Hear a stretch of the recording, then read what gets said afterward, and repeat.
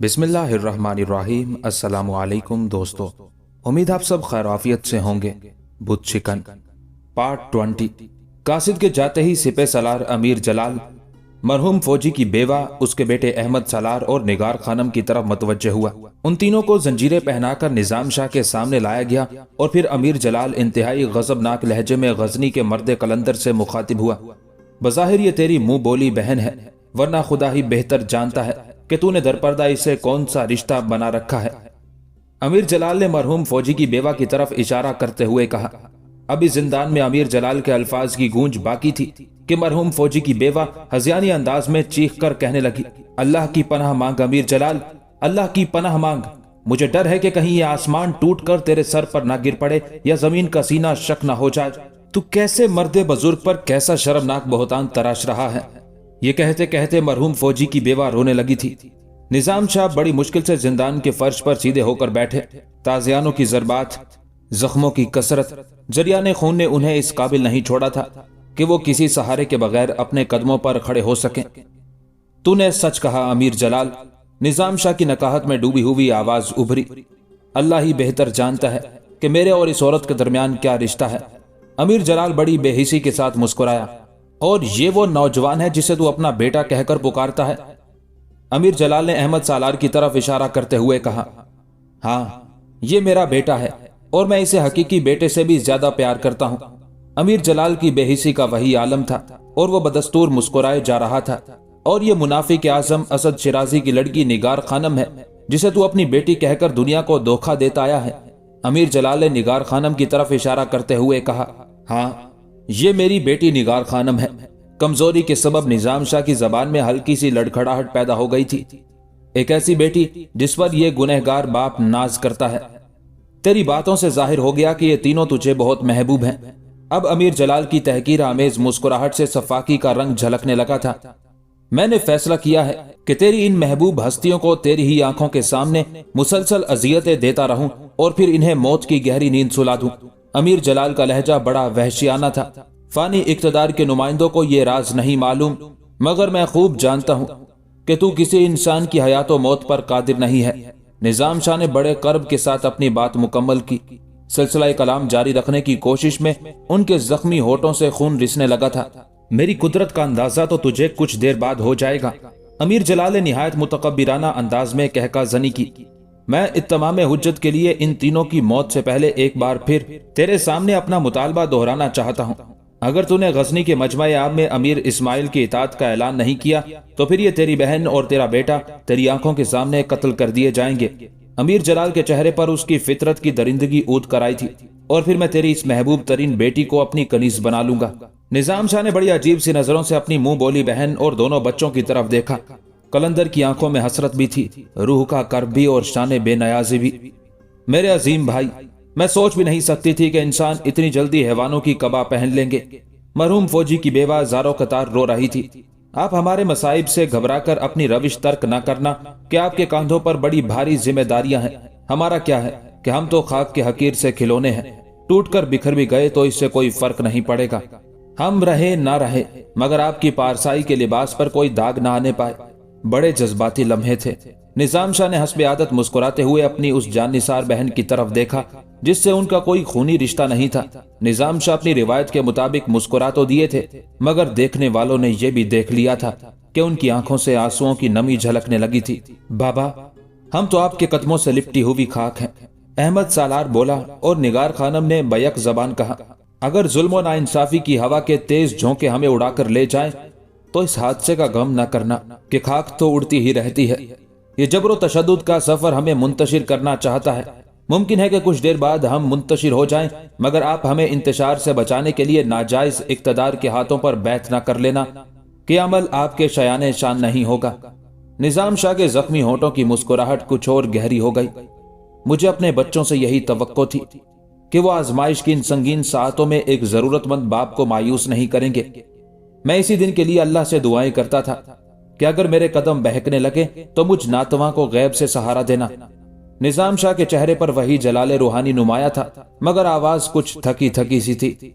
मेरे बच्चों, मैं कुछ देर के लिए बहुत कमजोर पड़ गया था, मगर तुम्हारे हौसले और जुर्रत ने मेरी तवानाई बहाल कर दी।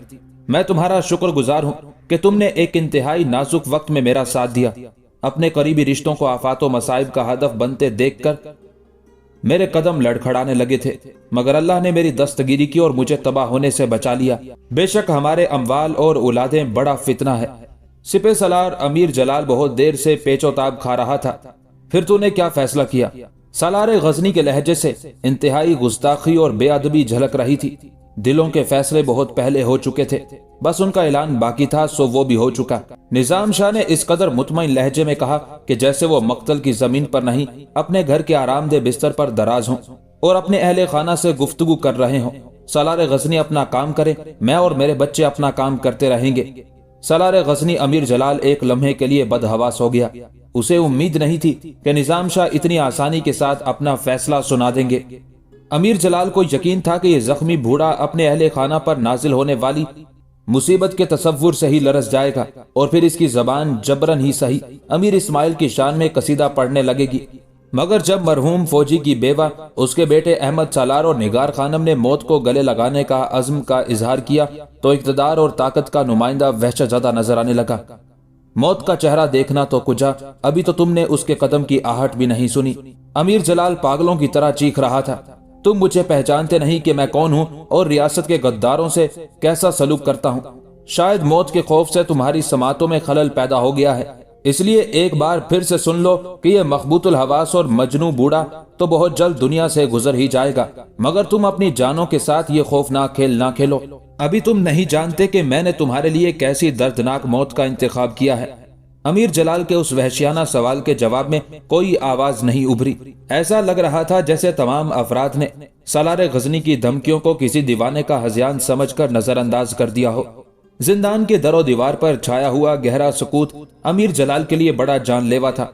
उसने महसूस किया जैसे चार कमजोर कैदी एक आमिर के बेपनाह इख्तियारात का मजाक उड़ा रहे हों। आखिर अमीर जलाल के आसाब टूट गए और उसने अपने सिपाहियों को हुक्म दिया, पहले इस नौजवान के जिस्म पर मशक़े सितम करो, फिर मैं देखता हूँ कि इसके बाप में कितनी कुव्वत बर्दाश्त है। अमीर जलाल का इशारा अहमद सालार की तरफ था। उस हुक्म की गूंज खत्म होते ही अहमद सालार के जिस्म पर ताकतवर सिपाहियों के ताजियाने बरसने लगे।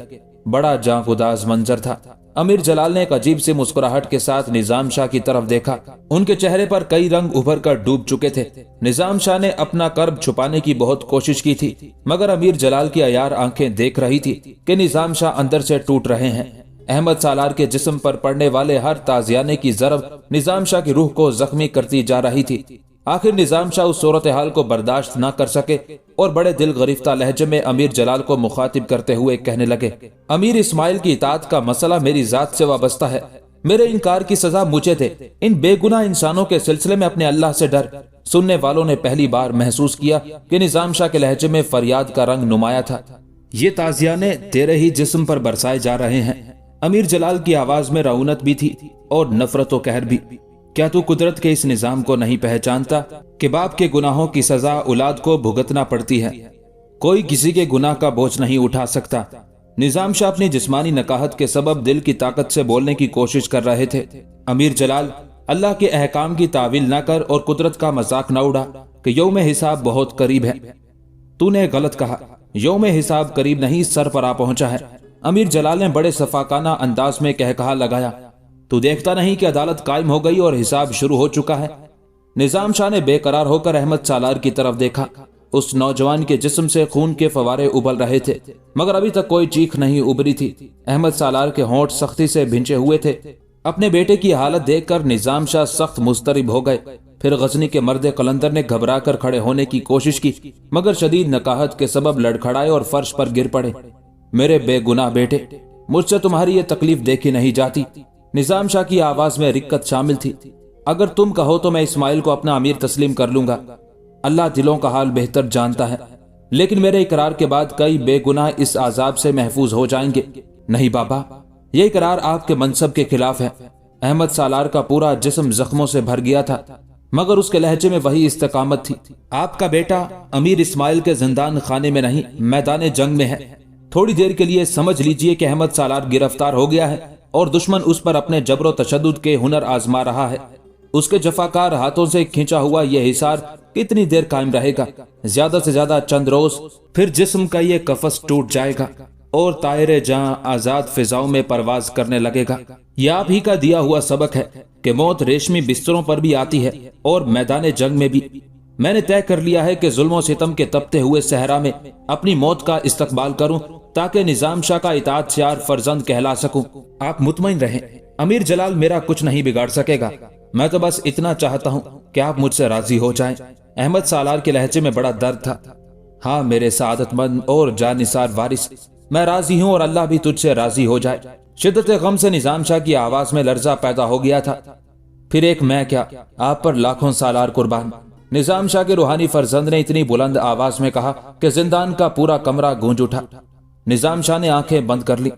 ऐ बेपनाह और बेमिसाल करम वाले, मेरे बच्चों को इस्तकामत दे और मुझे सब्र अता कर कि हम सब तेरे मोहताज हैं। निजाम शाह जेरे लब दुआ मांग रहे थे और बहते हुए आंसू उनके दामन को भिगो रहे थे। तुम्हारे जिस्मों की ताकत को क्या हुआ? क्या अभी तक एक कमजोर इंसान की हड्डियों में शिगाफ नहीं डाले? अमीर जलाल ने अपने जल्लाद नुमा सिपाहियों को डांटते हुए कहा, क्या ये कोई आहनी पहाड़ है जिसे तोड़ने के लिए तुम्हें दुश्वारी पेश आ रही है? निजाम शाह ने घबरा कर आंखें खोल दी। ताजियानों की बारिश पहले से ज्यादा तेज हो गई थी, यहाँ तक कि अहमद सालार की कुव्वत बर्दाश्त जवाब दे गई और वो बेहोश होकर जमीन पर गिर पड़ा। एक गमज़दा माँ रूह को पिघला देने वाले उस मंजर की ताब ना ला सकी। उसके दिल में तेज दर्द उठा। फिर तकरीबन गुज़िश्ता 20 साल से बेवगी का गम बर्दाश्त करने वाली औरत चंद लम्हों में दुनिया से गुजर गई। बहुत खुश नसीब थी कि अमीर जलाल की कैद से जल्द ही छूट गई। सालार गजनी ने हंसते हुए अहमद सालार की माँ के मुर्दा जिस्म की तरफ देखा। जो कुछ है अपने अल्लाह की तरफ लौट कर जाने वाला है, निजाम शाह ने सोगवार लहजे में कहा। उनकी आंखों से अब भी आंसू बह रहे थे। बद दिमाग बूढ़े, इसी तरह ये भी दुनिया से गुजर जाएगा। अमीर जलाल ने अहमद सालार के बेहोश जिस्म की तरफ इशारा करते हुए कहा, और ये जिंदा रहेगी। सालार गजनी निगार खानम की तरफ पलटा, मगर मेरी कनीज बनकर। ये कहते हुए अमीर जलाल ने अपनी हवसनाक नजरें निगार खानम के दिलकश चेहरे पर मरकूज कर दी। अल्लाह ही बेहतर जानता है कि कौन किस हाल में रहेगा और कौन दुनिया से उठ जाएगा। अजियत और कर्ब की शिद्दत से निजाम शाह का जर्द चेहरा नीला पड़ गया था। अमीर जलाल मुस्कुराया और फिर उसने सिपाहियों को हुक्म देते हुए कहा, तुम अपना काम जारी रखो। सिपाही अपने शिकार पर झपटने वाले किसी दरिंदे के मानिद आगे बढ़े और फिर निजाम शाह के जख्मी जिस्म पर ताजियानों की बारिश होने लगी। एक बूढ़ा जिस्म जो पहले ही से दाग दाग हो चुका था, तशद्दुद की नई यलगार कैसे बर्दाश्त करता। निजाम शाह बड़ी मुश्किल से चंद जरबात ही सह सके और अल्लाह की किबरियाई बयान करते हुए बेहोश हो गए। अपने रूहानी बाप को लहू लुहान देखकर निगार खानम चीख उठी, सितमगर, आखिर तू किस मिट्टी से बना है? निगार खानम के लहजे में सारी दुनिया की नफरत सिमट आई थी। क्या तू नहीं जानता कि ये शख्स कौन है और इसके पाकीज़ा जिस्म पर तेरे गुलामों के नापाक हाथ तशद्दुद के कैसे कैसे नक्श बना रहे हैं? इस तरह तो कोई मुसलमान किसी पागल कुत्ते को भी अजियतें नहीं पहुंचाएगा। मैं इसका पागलपन ही तो दूर करना चाहता हूँ। अमीर जलाल के लहजे की सफाकी अपने अरूज पर थी। इसने जिंदगी भर खुदा के मासूम बंदों को गुमराह किया है। गजनी के सादा दिल बाशिंदे इसे वली कामिल समझते हैं, मगर तुम अपनी आंखों से देख रही हो कि ये कितना मजबूर है। अभी तक इसकी किसी करामत का इजहार नहीं हुआ और होगा भी नहीं। इसकी मुनाफकत और फरेबकारी का पर्दा चाक हो चुका है। अगर ये सच्चा है तो जिंदान में आग क्यों नहीं लगा देता, जंजीरें पिघल क्यों नहीं जाती और जल्लादों के बार बार उठने वाले हाथ मफलूज क्यों नहीं हो जाते? मगर तूने मुझे यहाँ क्यों बुलाया है? निगार खानम निजाम शाह की शिकस्ता हालत देखकर शदीद अजियत में मुब्तला थी, इसलिए कि एक बेटी अपने बाप की कसम पुरसी का मुशाहिदा कर सके और अगर मुमकिन हो तो उसे आने वाले वक्त की संगबारी से बचा सके। वो वक्त जो तेरे अंदाजे से कहीं ज्यादा खौफनाक और लर्जा खेज होगा। अमीर जलाल ने इंतहाई मुबहम इशारे में निगार खानम के सामने अपना मंसूबा पेश कर दिया था। क्या मेरी वजह से बाबा की जिंदगी महफूज रह सकती है? निगार खानम ने किसी नासमझ बच्ची के से अंदाज में कहा और चंद लम्हों के लिए उसके धुआं धुआं चेहरे पर शगुफ्तगी और शादाबी लौट आई। हाँ, बस एक तेरी ही जात है कि जिसके बायस ये पागल बूढ़ा मौत के दर्दनाक अजाब से बच सकता है। अमीर जलाल की आंखों में उसके नफ्स की खबासत पूरी तवानाई के साथ करवटें ले रही थी। तो फिर बाबा को आजाद कर दे कि मैं उनकी खातिर अपनी जिंदगी की बदतरीन आजमाइश से गुजरने के लिए तैयार हूँ। ये कहते कहते निगार खानम के चेहरे का रंग बदल गया था। शायद वो अमीर जलाल की गुफ्तगू का मफहूम समझ रही थी। इसकी जंजीरें खोल दो, امیر جلال کے لہجے میں عجیب سی سرچاری تھی۔ اس نے بہت آہستہ آواز میں اپنے سپاہیوں کو حکم دیتے ہوئے کہا، اسے عزت و احترام کے ساتھ میری قیامگاہ تک پہنچا دو۔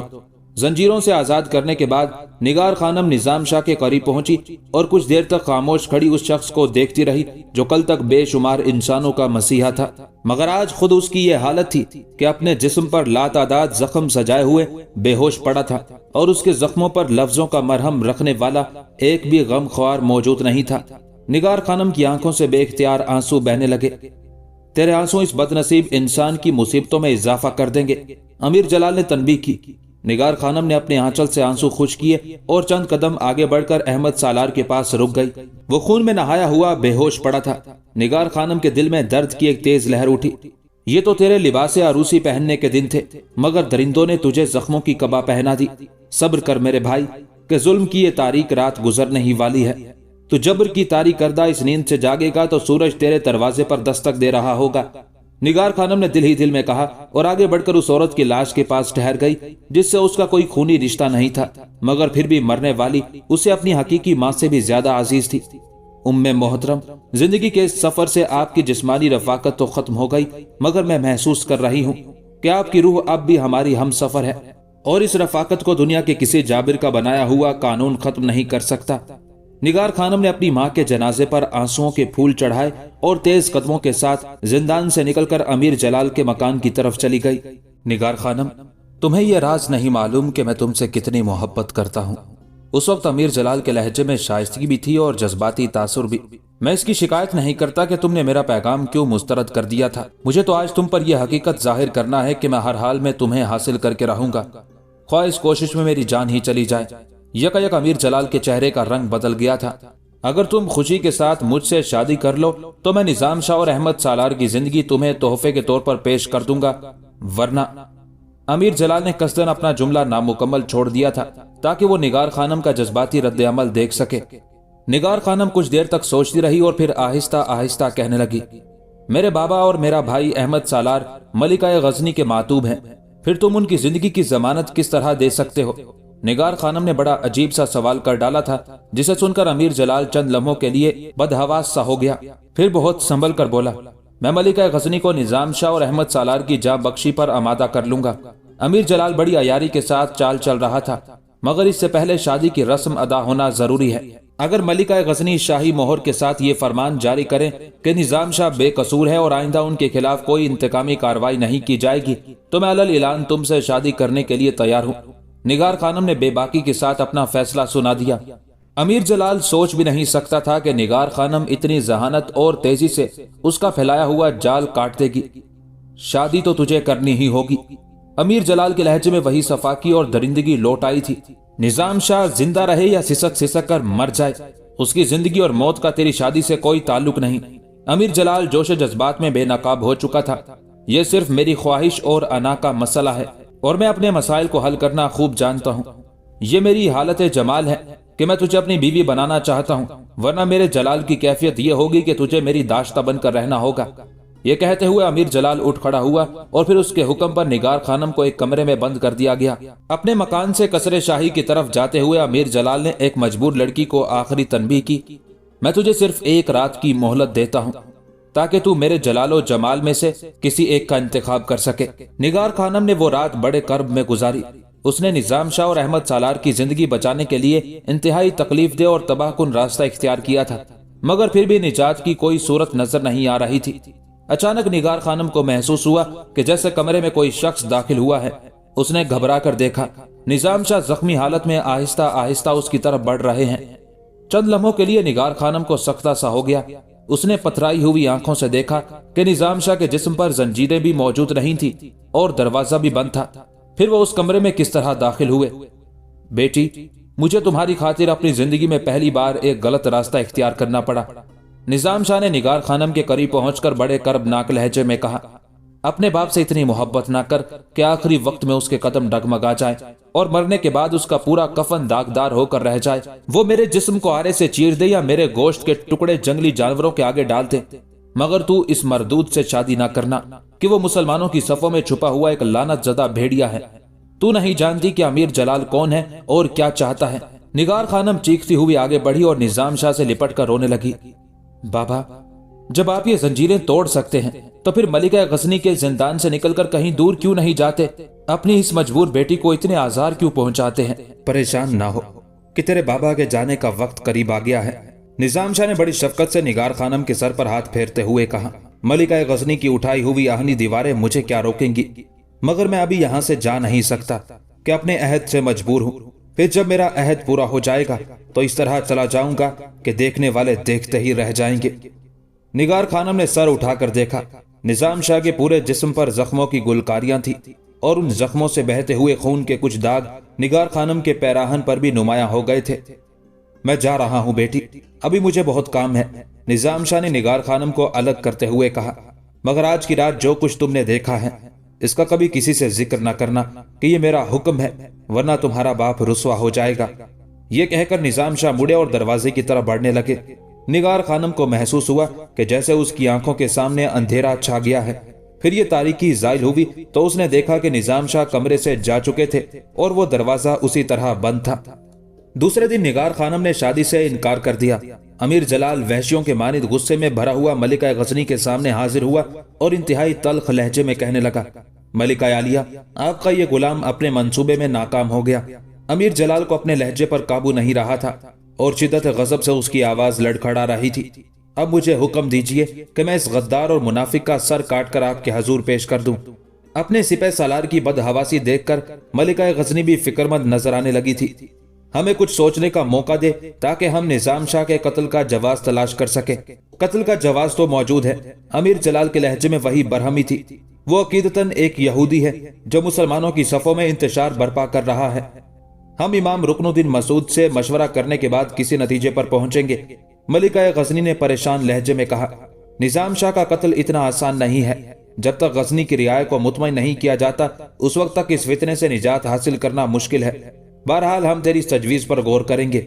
अमीर जलाल किसी शिकस्त खोरदा इंसान की तरह सर झुकाए हुए मलिका गजनी की खलवत से निकल कर चला गया। इत्तेफाक से उस वक्त अमीर सबुख्तगीन की एक वफादार बूढ़ी कनीज भी मौजूद थी। अमीर जलाल के जाते ही वो बूढ़ी कनीज हाथ जोड़कर अर्ज करने लगी, मलिका आलिया, हर मामले में बाइख्तियार है। अगर आप चाहें तो निजाम शाह को खूनी कफन भी पहनाया जा सकता है और आप चाहें तो उन्हें कैद से रिहाई भी दी जा सकती है। मैं एक हकीर कनीज इस बात की मजाज नहीं कि आपको कोई मशवरा दे सकूं, मगर फिर भी इतनी इल्तजा जरूर है कि निजाम शाह के कत्ल का हुक्म सादिर न फरमाए। बेशक उन्हें जिंदान में पड़ा रहने दें और उन पर किए जाने वाले तशद्दुद का सिलसिला बंद कर दें। मैंने इन गुनहगार आंखों से निजाम शाह को बड़े अजीब रंग में देखा है। मेरा अल्लाह गवाह है कि उन पर बड़ी संगीन तोहमतें लगाई जा रही हैं। अभी बूढ़ी कनीज की बात मुकम्मल भी नहीं होने पाई थी कि मलिका गजनी फरते गजब से चीख उठी, निकल जा मेरी बारगाह से, बदहवास बुढ़िया, तू भी उस चोबदाबाज के तिलिस्म में गिरफ्तार नजर आती है। अमीर सबुख्तगीन की वफादार कनीज लड़खड़ाते कदमों के साथ खलवत शाही से निकल कर चली गई और फिर उसी रात मलिका गजनी ने एक लर्जा खेज ख्वाब देखा। एक इंतहाई आरास्ता कमरे के वस्त में एक जरनिगार कुर्सी पर निजाम शाह बैठे हुए हैं।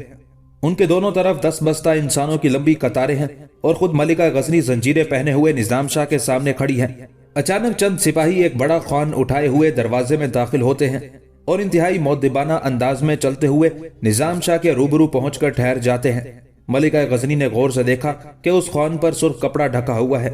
सिपाहियों ने निस्फ कद तक खम होकर निजाम शाह की खिदमत में नजर पेश करने की इजाजत तलब की। इसे खोलो, निजाम शाह ने ख्वान की तरफ इशारा करते हुए कहा। निजाम शाह का हुक्म पाते ही सिपाहियों ने सुर्ख कपड़ा हटा दिया। मलिका गजनी ये जान गुदाज मंजर देखकर चीखने लगी। सिपाहियों के लाए हुए ख्वान में उसके बेटे अमीर इस्माइल का कटा हुआ सर रखा था। अपने बेटे इस्माइल का कटा हुआ सर देखकर मलिका गजनी इस तरह चीखी जैसे खुद उसे जिबा किया जा रहा हो। फिर अपनी ही चीखों से उसकी आंख खुल गई। मलिका गजनी की हजियानी चीखें सुनकर तमाम ख्वासें दौड़ पड़ी और खिदमतगार कनीजों ने मलिका गजनी को उस हालत में देखा कि उसका पूरा बदन पसीने में भीगा हुआ था। आंखें खौफ और दहशत से फैल गई थी और चेहरे पर मौत की जर्दी छाई हुई थी। मलिका गजनी की कैफियत देखकर तमाम खवासें भी सहम गई थी और तेज हवा की जद पर आई हुई किसी कमजोर शाख की तरह कांप रही थी। अमीर इस्माइल कहाँ है? मलिका गजनी ने घुटे घुटे लहजे में पूछा। अपनी ख्वाबगाह जलाल में आराम फरमा रहे हैं, एक कनीज ने कांपती हुई आवाज में कहा। तू झूठ तो नहीं बोल रही है? मलिका गजनी ने चीखते हुए कहा। कनीज तो इस दरोगोई का तसव्वुर भी नहीं कर सकती دس بستہ کھڑی ہوئی خواص نے سر جھکا دیا اور اس کے ساتھ ہی اس کے جسم کی لرزش میں مزید اضافہ ہو گیا۔ جب تک میں خود اپنی آنکھوں سے امیر اسماعیل کو نہیں دیکھوں گی اس وقت تک مجھے کسی کی بات پر اعتبار نہیں آئے گا۔ یہ کہتے ہوئے ملکہ غزنی اپنے بستر سے نیچے اتری اور تیز قدموں کے ساتھ دروازے کی طرف بڑھی۔ دہشت زدہ خواصوں نے بڑی حیرت سے دیکھا کہ ملکہ غزنی کے جسم پر لرزش طاری تھی اور اس کے قدم لڑکھڑا رہے تھے۔ کنیزوں کی سمجھ میں کچھ نہیں آ رہا تھا کہ آخر ملکہ عالیہ امیر اسماعیل کے سلسلے میں اتنی پریشان کیوں ہیں۔ وہ خوفزدہ چہروں کے ساتھ ایک دوسرے کا منہ دیکھتی اور آنکھوں ہی آنکھوں میں سوال کرتی، مگر ان کے سوالوں کا جواب دینے والا کوئی نہیں تھا۔ ملکہ غزنی بڑی تیز رفتاری کے ساتھ مختلف راہداریاں طے کرتی ہوئی امیر اسماعیل کی خوابگاہ تک پہنچی اور شدید وحشت کے عالم میں بار بار دروازے پر دستک دینے لگی۔ ملکہ غزنی کو اس حالت میں دیکھ کر تمام مسلح پہرے دار حیران و پریشان سر جھکائے کھڑے تھے۔ یہ کون بے ادب ہے جس نے ہماری نیند میں خلل ڈالا ہے؟ امیر اسماعیل نے چیختے ہوئے دروازہ کھولا۔ اس کے تیور بتا رہے تھے کہ وہ اس انداز میں دستک دینے والے کو سخت ترین سزا دے گا، مگر جب امیر اسماعیل کی نظر ملکہ غزنی پر پڑی تو وہ سناٹے میں آ گیا۔ مادر معظمہ، آپ؟ حیرت اور غصے کو ضبط کرتے ہوئے امیر اسماعیل کی شکل عجیب سی ہو کر رہ گئی۔ اندر چلو، ملکہ غزنی نے بیٹے کا بازو پکڑ کر کھینچتے ہوئے کہا۔ آخر بات کیا ہے ام محترم؟ امیر اسماعیل نے گھبرائے ہوئے لہجے میں پوچھا۔ کچھ نہیں میرے محبوب بیٹے، کچھ نہیں، ملکہ غزنی نے وحشت زدہ انداز میں امیر اسماعیل کے چہرے اور بازوؤں پر ہاتھ پھیرتے ہوئے کہا۔ اللہ کا شکر ہے کہ تم بالکل ٹھیک ہو، تمہارے جسم پر تو ہلکی سی خراش بھی نہیں۔ یہ کہتے ہوئے ملکہ غزنی زاروں قطار رونے لگی۔ وہ بہت زیادہ بدحواس نظر آ رہی تھی۔ مادر مہربان، میں آپ کی باتوں کا مفہوم سمجھنے سے قاصر ہوں، امیر اسماعیل نے رک رک کر کہا۔ ماں کا غم میں ڈوبا ہوا چہرہ اور بہتے ہوئے آنسو دیکھ کر وہ خود بھی ذہنی انتشار اور سراسیمگی کا شکار نظر آ رہا تھا۔ میں نے کچھ دیر پہلے تمہارے بارے میں ایک عجیب سا خواب دیکھا تھا، ملکہ غزنی نے اپنے اعصاب پر قابو پاتے ہوئے کہا۔ اب اس کے ہونٹوں پر ایک تھکی تھکی اور بے جان سی مسکراہٹ ابھر آئی۔ آپ زیادہ نہ سوچا کریں مادر معظم، امیر اسماعیل نے انتہائی سعادت مندانہ انداز میں ملکہ غزنی کے کاندھے پر ہاتھ رکھتے ہوئے کہا۔ آپ نے خود یہاں تشریف لانے کی زحمت کیوں کی؟ اپنے اس خادم کو طلب کر لیا ہوتا۔ اللہ تمہاری زندگی میں میری عمر بھی شامل کر دے۔ ملکہ غزنی نے ایک بار پھر بیٹے کا چہرہ دونوں ہاتھوں کے درمیان لے کر اس کی پیشانی کو طویل بوسہ دیا۔ پھر امیر اسماعیل نے ملکہ غزنی کو اس کی خوابگاہ تک پہنچایا اور پھر بہت دیر تک ادھر ادھر کی باتیں کرتا رہا تاکہ ماں کے ذہن سے اس لرزہ خیز خواب کے اثرات زائل ہو جائیں۔ دوسرے دن سب سے پہلے ملکہ غزنی نے امام رکن الدین مسعود کو تنہائی میں طلب کر کے اپنا خواب بیان کیا اور اس کی تعبیر پوچھی۔ امام رکن الدین نے انتہائی زمانہ سازی اور ہوشیاری سے کام لیتے ہوئے آنکھیں بند کر لی۔ وہ اپنے چہرے سے اس قسم کا تاثر دے رہے تھے جیسے کہ یہ ایک بہت پیچیدہ خواب ہے جس کی تعبیر تلاش کرنے میں انہیں شدید دشواری پیش آ رہی ہے۔ پھر بہت دیر بعد امام نے بڑے تکلف کے ساتھ آنکھیں کھولی اور اپنے مخصوص خطیبانہ انداز میں ایک ایک لفظ پر زور دیتے ہوئے کہنے لگے۔ ملکہ عالیہ، یہ سب اسی نظام شاہ کی شعبدہ بازی اور جادوگری ہے۔ غزنی کے مرد قلندر کے لیے امام رکن الدین مسعود کے لہجے سے انتہائی حقارت جھلک رہی تھی۔ جب تک وہ زندہ رہے گا آپ اسی طرح نفسیاتی دباؤ کا شکار رہیں گی۔ کل رات آپ نے جو خواب دیکھا ہے دراصل وہ خواب نہیں بلکہ نظام شاہ کی شعبدہ بازی کا اثر ہے۔ تمام جادوگر اپنے تخریب کار عمل سے اسی طرح انسانی ذہنوں پر اثر انداز ہوتے ہیں۔ اگر یہ عمل بار بار دہرایا جائے تو صحت مند انسان بھی ایک دن بیمار پڑ جاتا ہے۔ امام رکن الدین مسعود جادو کی توجیہ پیش کر رہے تھے، پھر یہی بیماری بڑھتے بڑھتے انسانی ہلاکت کا سبب بن جاتی ہے۔ میں اس سلسلے میں بس ملکہ عالیہ سے اتنے ہی عرض کروں گا کہ نظام شاہ سے جلد از جلد پیچھا چھڑا لیجئے۔ اس کے قتل کا مذہبی جواز بھی موجود ہے اور سیاسی بھی۔ امام رکن الدین مسعود نے بڑے بے نیازانہ انداز میں نظام شاہ کے قتل کا فتویٰ دے دیا تھا۔ ملکہ غزنی کچھ دیر تک خاموش بیٹھی رہی۔ اس دوران اس کے چہرے پر مختلف رنگ ابھر کر ڈوبتے رہے۔ وہ شدید ذہنی کشمکش کا شکار تھی۔ امام رکن الدین مسعود ملکہ غزنی کی ان کیفیات اور ذہنی انتشار کا مشاہدہ نہ کر سکے کہ اس کا چہرہ دبیز نقاب سے ڈھکا ہوا تھا۔ میں آپ کے مشوروں پر سنجیدگی سے غور کروں گی۔ آخر طویل سکوت کے بعد ملکہ غزنی کے ہونٹوں کو جنبش ہوئی۔ امام رکن الدین مسعود کھڑے ہو گئے اور جاتے جاتے اپنا وہی صفاقانہ مشورہ دہرانے لگے۔ ملکہ عالیہ، ایک آپ ہی کی ذات ہے جو غزنی کے کلمہ گویوں کو اس مذہبی فتنے سے نجات دلا سکتی ہے، اور نظام شاہ کی موت ہی امیر معظم کی خوشحال و پرسکون زندگی کا سبب بن سکتی ہے، ورنہ ہر وقت یہی خدشہ رہے گا کہ کب اس جادوگر کا تباہ کار عمل کامیاب ہو جائے اور آپ کے خاندانی جاہو جلال پر رنج و زوال کے سائے پڑنے لگے۔ خاکم پدھن، اگر وہ سنگین ساتھ آ گئی تو سلطنت غزنی کا یہ درینہ خدمتگار اپنے محسن امیر سبکتگین کی روح سے بہت شرمندہ رہے گا، اور پھر ضمیر کا یہ بوجھ اس گنہگار کے لیے ناقابل برداشت ہو جائے گا۔ امام نے جاتے جاتے ایک نئے زاویے سے ملکہ غزنی کو ورگلانے کی کوشش کی تھی،